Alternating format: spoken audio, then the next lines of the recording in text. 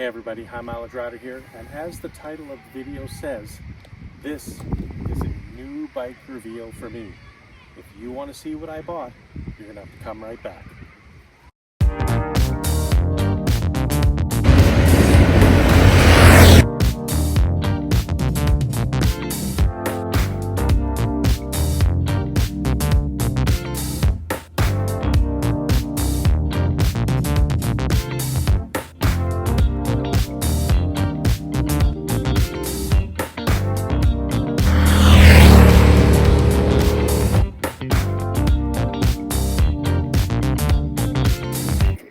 Welcome back everybody. Without further ado, let's show you what I bought. Now it's a little windy here today, so hopefully this cover doesn't fly all over the place.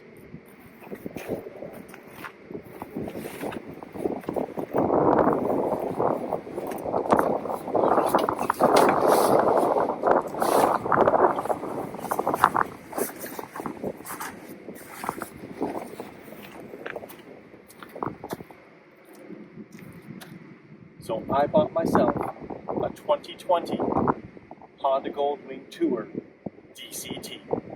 Now I have been thinking about this purchase for a while. Not that there's anything wrong with my Super Tenere, love that bike, but I'm almost 60, I hope to ride to 75, so I'm always on the lookout. I've always been thinking of what would I ride when I hit 65, 68, 70, 75. Something lower to the ground, without quite as high a center of gravity. I'm done pushing bikes around, so I want a reverse gear, a forward walking gear. I'd like to be able to walk away from the bike and have the bags locked, so central locking bags. I wanted a power windshield so that when I'm driving through town I can have it low, get wind on me. When I'm on the highway I can get protection in the rain and the wind. And I found that I also needed, for the few times a year that my wife comes and rides with me, luxurious passenger accommodations. So, the only thing that fit all of those categories, and also for a reasonable price, was the Honda Goldwing. Now, if you follow my channel, you know I restored a 1991 Goldwing. My wife and I took a trip on that. It was a lot of fun. Little too old, though, for me to take into retirement. So, when this opportunity arose, I had to jump on it. And I'd like to say thank you to my lovely wife, Lisa. She was the one who actually thought about this for me. A friend of ours was being surprised by his wife. She got him a 2025 Honda Goldwing Tour DCT. Reg and Louise were kind enough to let me come and look at his 2020 Goldwing Tour DCT. And I gotta tell you, he looks after his bikes like I look after my bikes. If you look at my Super Tenere, going into its 5th year with 100,000 K, it looks and drives like a brand new motorcycle. This 2020 has 50,000 K on it, and it looks like a brand new motorcycle. Everything has been done to it. Everything has been maintained. All the recalls have been done. So it's ready for me just to enjoy it. So, let's get the camera and let's show you a little more about this bike. Okay, so let's walk around this Goldwing Tour DCT just to show you what it looks like.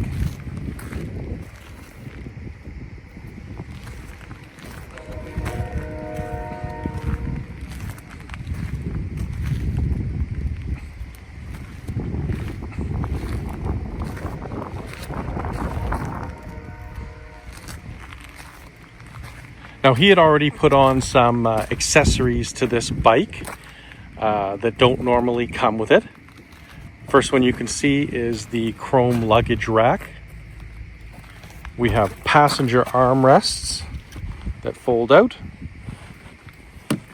It does have a Utopia driver's backrest. This is the one back in 2020. It had to be bolted onto the bottom of the seat. Now they have quick release ones. I took the backrest off because I'm going to actually take this bike on a trip tomorrow, and we're going to put about 2,000 K on it going out to Steve's cabin.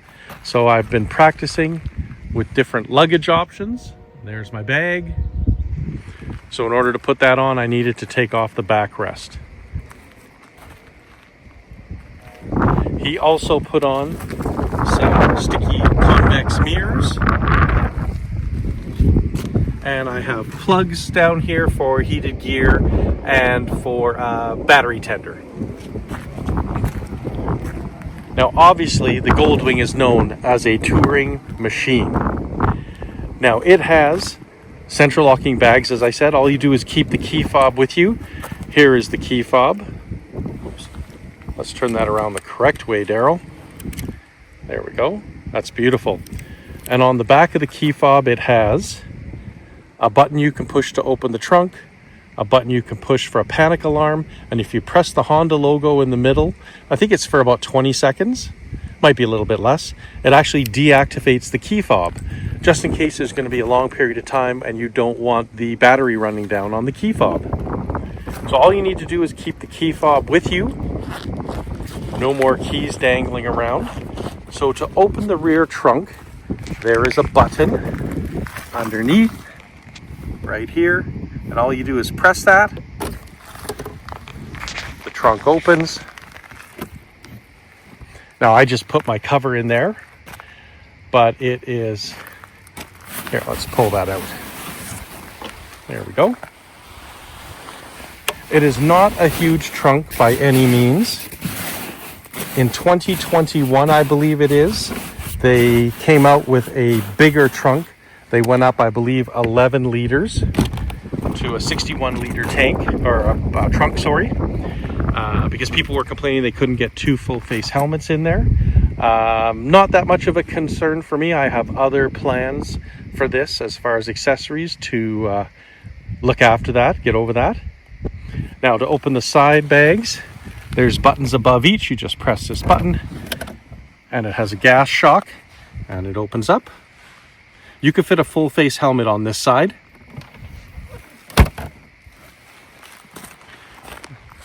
And when you come to the other side, same thing. Press the button, bag opens. I have a bunch of stuff in there right now. Again, not as big a bags as my Super Tenere with top loading, but adequate for what I need. Obviously, this bike comes with passenger floorboards. This is one of the accessories that Reg put on. So the passenger can have some different variation in their leg position. You can kick this up when you're riding, whoops, and have a couple of different foot positions. I will have to put some highway pegs on this bike. The seat is quite comfortable so far. I'll know after I put about 10 or 15,000 K on the bike this summer as to whether it will be comfortable enough for me in the long run. Of course, we've got the flat 6 motor, legendary, low down, keeps the center of gravity low. And there's our DCT transmission. I was a little concerned when I first heard about DCTs, and I wasn't sure if I was going to like it. I wasn't sure if I could give up having a clutch, and of course, no clutch. But let me tell you, this thing is a dream to a dream to ride. And after about 2 minutes of riding, you just forget, because there's so many other things. You can enjoy the scenery. You're not wondering what gear you need to be in to slow down. Now, I know that a lot of people love that part of motorcycling, but when you're touring, it's actually really, really nice. The DCT is very responsive. One thing I will do is I will reinitialize the DCT, and then the computer will learn how I drive compared to the previous owner. Let's get on the bike and show you some of the stuff on it. Okay, first of all, there's a couple of cubbies here that we need to deal with. So there's a cubby over here, and it has a button that you press here, which opens this locked container. And there's a fuel cap button here. You press this, your fuel door pops open. You open this up, undo your cap. Now, the nice thing about the Goldwing is it takes regular 87 octane gas. There's also an unlocked compartment here, which is where you will put your phone and plug it in to charge it, to use it for Android Auto, Apple CarPlay. Also enough space you could put your wallet, anything you want out of the water here. Works very well. Now, obviously, this looks like the Starship Enterprise with all these buttons, but it is a far cry from the number of buttons that were on the previous generation. So, because we have a key fob to turn this bike on, all you're going to do is you can turn this once to turn it on. You could turn it twice to activate just the accessory mode. So we're going to turn it on.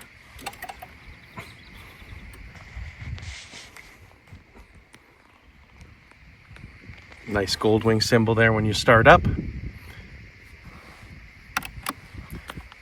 So the navigation will be initialized. Now there's a bunch of information here. We have obviously a tachometer on our right hand side, a speedometer on the left hand side with miles per hour and kilometers an hour. And down here on the left hand side we have our cruise control. If you look at the top, cruise control, obviously it's not on now, and our ambient air temperature is 22. We have a trip A, trip B, and total odometers. I'm now at 51,692. And we have range, front tire pressure, and rear tire pressure. Now those only show when the bike is in motion, and it needs to be in motion for about 5 to 10 minutes. In order to cycle through those, you simply press the select button and the set button. There is a home button that will bring you back to your main screen where you turn this knob or move it up and down and you select between audio. I will not turn that on because of copyright infringements.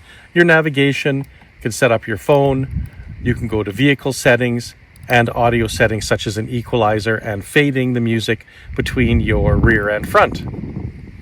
So we'll just leave it on navigation for now. Now you can see on the right hand side it says my side stand is down. It will let you know if your bags are open so you don't accidentally drive away. Beside that is your oil temperature, your coolant temperature, sorry, and then your modes. You can have rider, rider with luggage, rider and passenger with luggage for setting your preload and rebound. Now, in addition to our console in the center, we have controls on the left switchgear.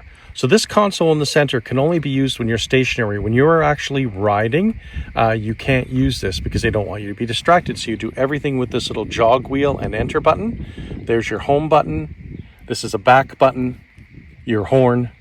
This is push to talk once you hook up your phone, which I have not done yet, for answering calls, volume up and down, windshield up and down, high beams, on or flash to pass.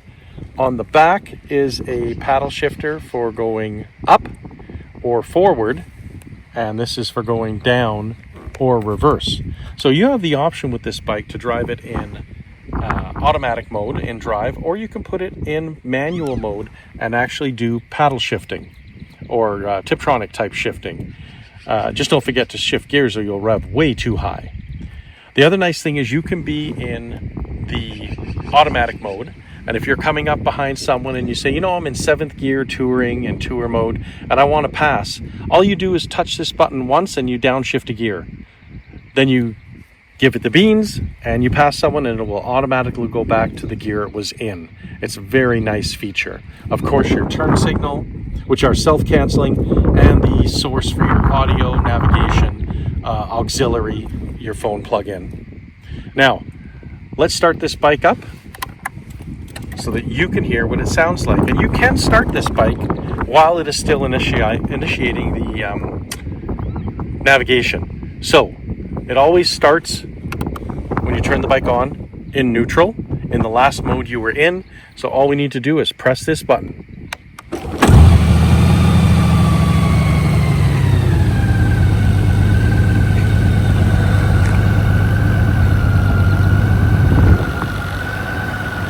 And you can see that the navigation is being initialized. Okay. Listen to that motor. So this motorcycle has a couple of other really nice features. Again, I said it has the forward walking and the reverse gear. You don't use the throttle for it. So what you need to do is you need to pull in the front brake and then you press this button down here that shows the bike with the forward and backwards. So give me 1 second, I'm going to do that. You're going to lose the picture for a second. So now you can see that the bike has shown up in the picture here. And now without touching the throttle, all you do is, if you want to back up, you press this button here and an R will show up on the dash. And we are going backwards. If you want to go forwards, you press this button and then it'll show an F for forwards. When you're done with your moving the bike back and forth, all you do is put it back into neutral. And now you're in neutral. When you're ready to drive, you just hit drive and twist the grip.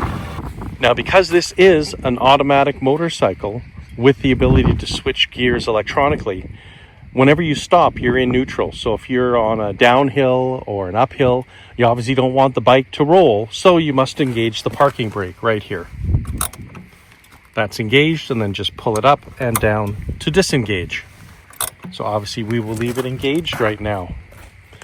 The sound system is really good. I have not tried it on the highway because I have my SENA 50C, so I listen to my music, get my GPS directions and everything through my headset. I have ordered a mount to go here to hold my phone. I have ordered a mount that will go here to hold my Insta360. I almost forgot to tell you, there is a wind diffuser here. Just press and open, and what it does is it helps to push the air underneath the windshield and towards your chest to give you more air when it's hot out. When you turn the bike on, the windshield will move up to the last position that it was on, and as you can see, we also have these smaller winglets to help push air around you. I find the wind protection great with the stock windshield. I don't think I would ever need to buy an accessory one for me. He's running the Bridgestone Excentra tires on here. He just put them on, they're brand new. So that is a brief introduction to my new motorcycle, my new to me 2020 Honda Goldwing Tour DCT. I look forward to putting a ton of miles on this motorcycle. As I said, I have a trip tomorrow, about 2,000K roughly, going out to Steve's cabin. We'll see how it is on the highway, comfort and everything. I'm sure it's going to be awesome. I've already ridden about 800K since yesterday, just to learn how everything works. Okay, so let's just give you a little view of what it's like riding the Goldwing DCT Tour. Hopefully you can hear my voice okay. It is very, very windy today, as you saw from the park I stopped in. One of the coolest things you could see when you're riding, and the ride is incredibly smooth because the front end, I believe it's called a Hossack design telelever suspension. You could see the tie rod ends, if you like, bouncing up and down. I'm sure I'm using the wrong terminology. Don't crucify me in the comments because I'm new to this. But if you could see right here, you could see this going up and down with every bump. And it makes for an incredibly smooth ride. This bike has 125 horsepower and 125 foot-pounds of torque, and you can feel it. This thing pulls like a freight train, passes effortlessly. I can't wait to get on the road tomorrow and do this trip and see what she'll do in the twisties and in the mountains. So if you want to see more videos with us, if you like this video, consider liking it, hitting the subscribe button for the channel, hit that notification bell. YouTube will let you know when we have new videos. And until our next video, keep your right hand crank and the rubber side down.